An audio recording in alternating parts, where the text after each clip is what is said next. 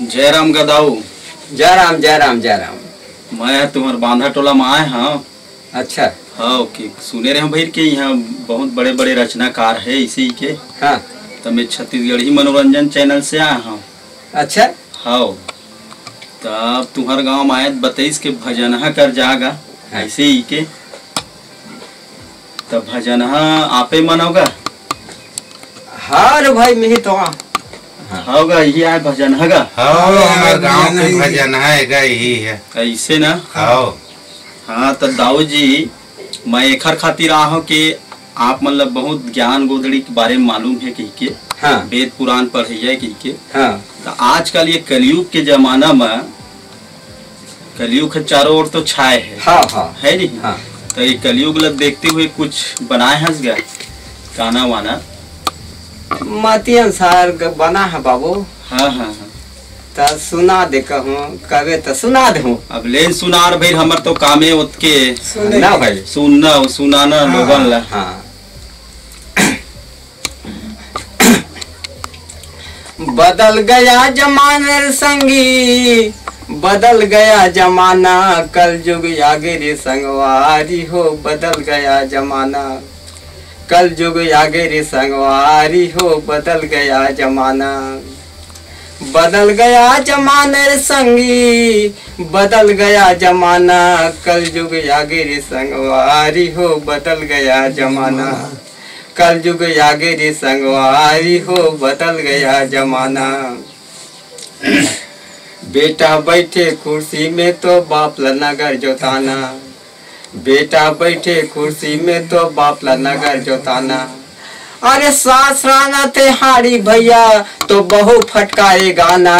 कल युग आगे रे संगवारी हो। बदल गया जमाना कल युग आगे रे संगवारी हो। बदल गया जमाना बेटा ला बूता तियार बेट लाल आखी दिखाना।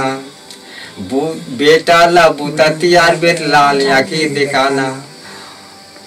मुँह मुरे के बहु पानी लेवत नहीं रे ठिकाना। कल युग आगे रे संगवारी हो। बदल गया जमाना कल युग आगे रे संगवारी हो। बदल गया जमाना द्वापर में बाली शिकारी कृष्णा जी ला फटकारी। द्वापर में बाली शिकारी कृष्णा ला फटकारी। कल युग में नाथुराम गांधी जी ला मारिस। कल युग में नाथुराम गांधी जी ला मारिस। बर्मनन भजला छोड़ी बर्मनन भजला छोड़ी अचलावत फिल्मी गाना। कल युग आगे रे संगवारी हो। बदल गया जमाना कल युग आगे रे संगवारी हो। बदल गया जमाना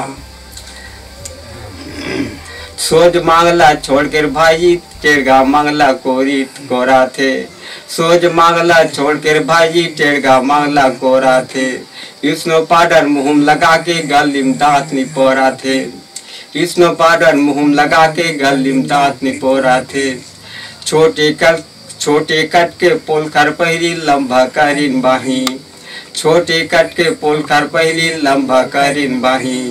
पाछू डहर बटन लगाती है आगू देखे हदू नहीं। पाछू डहर बटन लगाती है आगू तुम देखे हदू नहीं।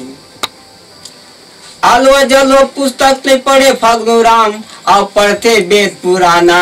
कल युग आगे रे संगवारी हो। बदल गया जमाना कल युग आगे रे संगवारी हो। बदल गया जमाना ए दे आलो जो लगा है बाबू मनाते तो नहीं बहुत अच्छा गाना सुनाए समझला। हाँ है नहीं। हाँ और इसी प्रकार से हमन लाऊ कहानी कंथली बताबे आबो ता सुनाबे गाना वाना। हाँ और जम्मू हमार छत्तीसगढ़ के हमार चैनल सब्सक्राइब करिए भैया मन ला।